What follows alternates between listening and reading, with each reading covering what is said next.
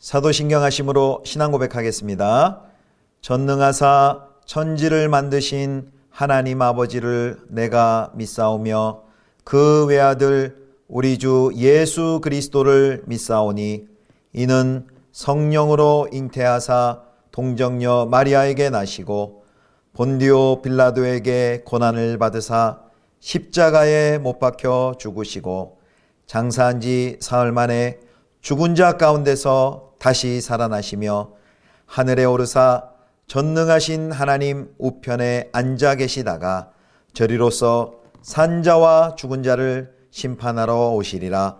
성령을 믿사오며 거룩한 공회와 성도가 서로 교통하는 것과 죄를 사하여 주시는 것과 몸이 다시 사는 것과 영원히 사는 것을 믿사옵나이다. 아멘.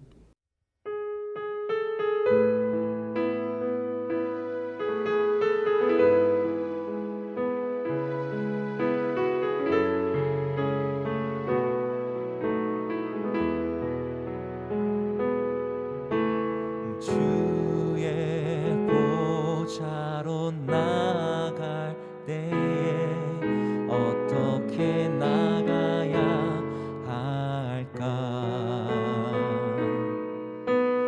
나를 구원한 주의 십자가 그것을 믿으며 가네.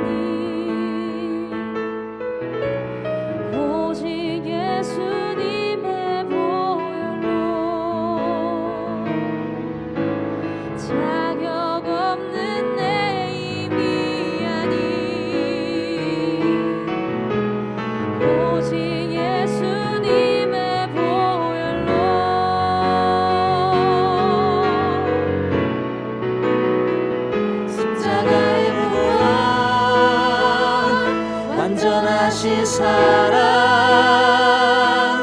힘입어 나갑니다.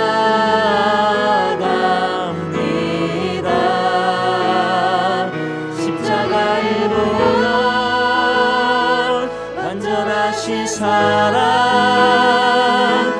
힘입어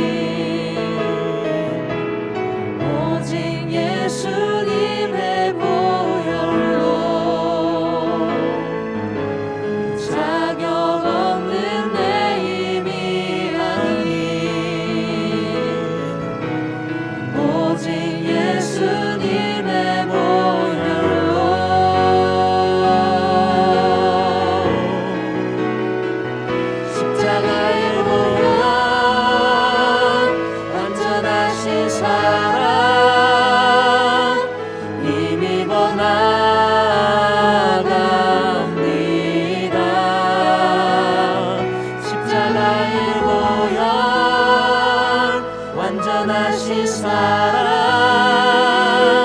힘입어 예배합니다. 십자가의 보혈 완전하신 사랑 힘입어 나갑니다.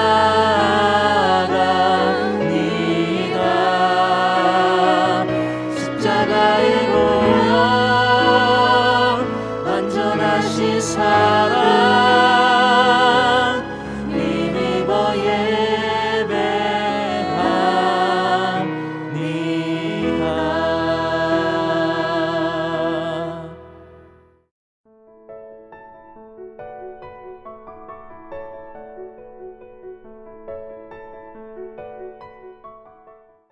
이후로는 종과 같이 대하지 아니하고 종 이상으로 곧 사랑받는 형제로 둘 자라. 내게 특별히 그러하거든 하물며 육신과 주 안에서 상관된 내게랴. 그러므로 내가 나를 동역자로 알진대 그를 영접하기를 내게 하듯 하고 그가 만일 내게 불의를 하였거나 내게 빚진 것이 있으면 그것을 내 앞으로 계산하라.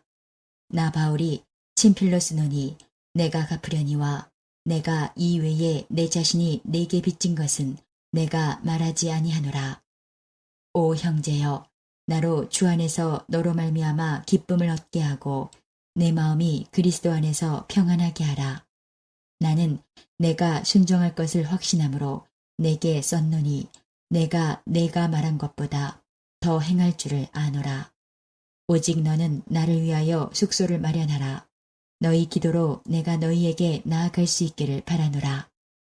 그리스도 예수 안에서 나와 함께 갇힌 자 에바브라와 또한 나의 동역자 마가, 아리스타고, 데마, 누가가 문안하느니라. 우리 주 예수 그리스도의 은혜가 너희 심령과 함께 있을지어다. 성도 여러분, 메리 크리스마스. 성탄이 이틀 앞으로 다가왔죠. 오늘도 주 안에서 좋은 하루 되시기를 바랍니다. 오늘은 어제 빌레몬서 전반부에 이어서 이제 1장 16절부터 25절까지 동등한 동역자들로 이루어진 새 인류라는 제목으로 하나님 말씀 함께 묵상하도록 하겠습니다. 어제 본문에서 이제 1장 10절에서 16절까지는요, 오네시모에 대한 긴 설명이 있었는데, 이제 오늘 17절부터 21절까지는 그 구체적인 오네시모에 관한 부탁을 이제 빌레몬에게 하게 됩니다. 그래서 이제 17절부터 19절까지는 첫 번째, 두 번째 명령이 나오고요. 그리고 20절, 21절은 세 번째, 네 번째인데요. 먼저 우리 첫 번째 명령부터 살펴보겠습니다. 자, 17절 말씀 함께 보겠습니다. 그러므로 내가 나를 동역자로 알진대 그를 영접하기를 내게 하듯 하고. 자, 이제 이게 첫 번째 명령인데요. 빌레몬은 종인 오네시모의 법적인 소유주였죠. 그래서 오네시모가 주인에게 손해를 끼치고 이제 도망했기 때문에 주인으로서 그가 돌아왔을 때 이제 그에 상응하는 벌을 내릴 수 있었습니다. 그런데 바울은 오네시모에게 벌을 내리지 말고 용서해 줄 것을 요청을 합니다. 단순한 용서가 아니라요. 16절에도 그렇게 얘기했죠. 이제 종 이상으로 사랑받는 형제다라고 했는데 17절에 보면 이렇게 말합니다. 내가 나를 동역자로 할진대 그를 영접하기를 마치 나를 하듯 해달라, 이런 부탁을 합니다. 이거는 전례가 없는 일이죠. 그 당시 전례가 없는 일이었고 무리한 요구였습니다. 단순히 종이 잘못한 것을 용서해달라, 뭐 그 정도는 할 수 있는데 그를 가족의 한 사람으로 또 형제로 받아들여달라라는 요청입니다. 빌레몬의 입장에서는 왜 이렇게까지 해야 되나라는 생각이 들 수 있겠죠. 그런 의문이 들 수 있을 텐데, 이 사도 바울이 이야기하는 것은 무엇입니까? 지금 이 오네시모가 자신의 영적인 아들이라는 것이죠. 그리고 어제 본문에도 살펴봤지만 내 심장이라 그랬습니다. 내 마음, 내 심장과 같은 오네시모라고 바울이 이야기를 했습니다. 그래서 그런 표현들이 뭐냐면, 그냥 오네시모를 생각할 때 나와 바울과 떨어뜨려서 분리해서 생각하지 말고 나와 같이 생각해 달라는 것입니다. 바울 자신과 분리해서 생각하지 말고 바울과의 관계성 속에서 오네시모에 대한 태도를 결정해 달라라는 부탁입니다. 17절에서 특별히 굉장히 중요한 단어가 있습니다. 여기 나를 동역자로 할진대라는 이 동역자라는 단어인데요. 이 동역자가 헬라어로 코이노노스입니다. 코이노노스. 그래서 어제 1장 6절에 보면 내 믿음의 교제라고 할 때 그 교제가 우리 잘 아는 코이노니아 라는 나눔, 동참이라는 그런 뜻이 있는데, 바로 여기서 파생된 단어가 이 동역자라는 것입니다. 그래서 이 어제 1장 6절에 내 믿음의 교제와 바로 17절에 이 동역자가 연결이 되어 있습니다. 둘 또는 그 이상의 사람이 무엇을 받아 공유할 때 이제 그들은 동역자가 되는데요. 그래서 여기 동역자라는 것은 우리 모두가 예수 그리스도의 그 사랑과 은혜의 선물을 공유하는 동등한 동역자다라는 말을 하고 있는 것입니다. 하나님의 사랑과 은혜를 공유하고 있는 동등한 동역자이다. 그래서 사도 바울도 그렇고 그리고 빌레몬도 그렇고 이 예수 그리스도의 사랑과 은혜를 경험한 그리고 공유하는 동등한 동역자라는 것이죠. 그렇다면 그런 동역자로 나를 여긴다면 그를 영접하기를 마치 나를 하듯 하라라고 이야기합니다. 그리고 그 동역, 그 교제 안에는 이 오네시모도 바로 그 하나님의 사랑과 은혜를 함께 공유하는 사람이다라는 그런 의미가 내포되어 있는 것입니다. 빌레몬이 이전에 바울을 환대하여서 골로새 교회의 동역자로 삼아 주었듯이 이제 그 과분한 환대를 오네시모에게도 베풀어서 그를 용서하고 이제는 더 이상 노예 오네시모가 아닌 그리스도 안에서 한 형제, 가족 오네시모로 받아달라라는 사도 바울의 부탁이었습니다. 이게 첫 번째 명령이고요. 이제 두 번째 명령은 18절에 나와 있습니다. 18절 말씀입니다. 그가 만일 내게 불의를 하였거나 내게 빚진 것이 있으면 그것을 내 앞으로 계산하라. 두 번째 명령은 형제로 받아줄 뿐 아니라 오네시모가 빌레몬에게 불의를 행한 것이나 빚진 것이 있으면 다 자신이 갚겠다라고 말을 합니다. 바울이 제시한 해결책은 뭐냐면요. 오네시모가 빌레몬에게 잘못한 것이 있으면 다 자신이 그 책임과 벌을 자신이 떠안겠다. 마치 자식의 잘못을 아버지가 그 잘못을 다 껴안는 것처럼 책임지듯이 영적인 자녀인 오네시모의 잘못을 사도 바울 자신이 담당하겠다라고 말하는 것입니다. 그리고 이제 1장 19절 이렇게 얘기합니다. 19절입니다. 나 바울이 친필로스노니 내가 갚으려니와 내가 이외에 네 자신이 내게 빚진 것은 내가 말하지 아니하노라. 여기 친필로스노니라고 했는데요. 이것은 나 바울이 이름을 걸고 쓰는데 내가 갚겠다라고 그 확실함을 이야기하고 있습니다. 그런데 여기 빚진 것을 용서해달라라는 근거를 얘기할 때 19절에 뭐라고 얘기합니까? 거기 어떤 표현이냐면 너의 자신이 내 자신이 내게 사도 바울 내게 빚진 것은 이렇게 이야기를 합니다.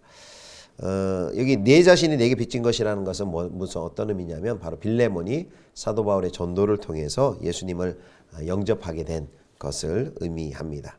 즉 빌레몬이 바울에게 영적인 빚이 있죠. 사도 바울 때문에 빌레몬이 예수 그리스도를 주로 고백하고 만나게 되었죠. 그래서 빌레몬이 바울에게 영적인 빚이 있기 때문에 오네시모의 그 잘못을 용납하는 것으로 바울에게 진 빚을 갚으라라는 의미입니다. 결국 사도가 빌레몬에게 요구하는 이 용서는 사도와 빌레몬이 예수 그리스도께 먼저 받은 그 용서에 기인합니다.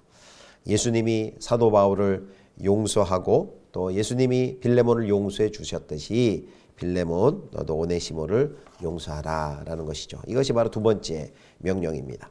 그 다음에 이제 세 번째와 네 번째 명령은 20절, 21절에 나와 있는데요. 이제 앞에 17절부터 19절까지는 그야말로 명령형인데 이제 20절, 21절 세 번째와 네 번째는 명령이기보다는 소망과 기원을 표현하는 희구법입니다. 자, 20절 보겠습니다. 오 형제여 나로 주 안에서 너로 말미암아 기쁨을 얻게 하고 내 마음이 그리스도 안에서 평안하게 하라. 오 형제여 라고 시작하는데 이 말은 그로써 형제여 라는 뜻입니다. 그래서 이제 세 번째 명령 부탁은 뭐냐면요. 나로 주 안에서 너로 말미암아 기쁨을 얻게 하라라는 것입니다. 여기서는 이제 세 번째, 네 번째에는 오네시모는 이제 배제되어 있고 이 사도 바울과 빌레몬과의 관계 속에서 부탁을 합니다. 그리고 네 번째는 뭐냐면요. 20절의 후반절이죠. 내 마음이 그리스도 안에서 평안하게 하라라고 말을 합니다. 그래서 이제 첫 번째, 두 번째 명령은 굉장히 직접적이었는데 세 번째, 네 번째 명령은 이렇게 내가 소망한다라는 투로 이야기를 했지만 오히려 첫 번째, 두 번째 명령보다 더 이 말을 듣는 빌레몬에게는 더 강력할 수 있었습니다. 왜냐하면요. 빌레몬이 오네시모를 거절할 수 있었을지는 모르지만 바울의 마음에 상처를 주는 것은 그러니까 바울의 이 개인적인 부탁, 세 번째, 네 번째 명령을 바울과의 관계 속에서 부탁하는 이 명령을 거절하기는 결코 쉽지 않았기 때문입니다. 바울은 빌레몬의 마음을 알아서일까요? 이제 완전 확실하게 못을 박듯이 21절처럼 이렇게 이야기합니다. 21절입니다. 나는 내가 순종할 것을 확신함으로 내게 썼노니 내가 내게 말한 것보다 더 행할 줄을 아노라. 바울이 말한 것 이상으로 더 잘 해주리라는 것을 내가 안다라고 못을 박습니다. 이 빌레몬의 입장에서는 뭐 도저히 저항할 수 없을 정도로 이렇게 확실하게 이야기를 합니다. 왜 이렇게 얼핏 심하다 싶을 정도로 이렇게 은근한 압박을 하듯 사도 바울이 빌레몬에게 이렇게 이야기하는 것일까요? 그것은 두 가지 이유가 있습니다. 첫 번째는 바울과 빌레몬이 그만큼 신뢰의 관계가 되기 때문에 이런 식의 요청을 하는 것이고요. 또 하나는 이런 바울의 태도를 통해 우리가 알 수 있는 것이 뭘까요? 오네시모를 향한 바울의 그 간절함이, 사랑함이 얼마나 극진한지를 잘 보여주는 것입니다. 바울이 자신의 심장이라고 생각할 만큼 주 안에서 갇힌 자 중에 난 이 아들 오네시모를 그만큼 사랑하기 때문입니다. 자, 빌레몬이 이 사도 바울의 편지를 듣고 받아들고 읽고 그대로 했을까요? 네, 편지에는 그 내용이 나와 있지 않습니다. 다만 우리는 추측할 뿐입니다. 그러나 이 빌레몬서가 잘 보존되어서 교회에 전해진 것을 보면 빌레몬이 바울의 마음을 바울의 말대로 그대로 순종하고 바울의 마음을 시원하게 했을 것 같습니다. 그렇게 보면요, 오네시모를 향한 바울의 태도도 훌륭하지만 그 말을 듣고 그에 반응하는 순종하는 이 빌레몬도 얼마나 훌륭한지 모르겠습니다.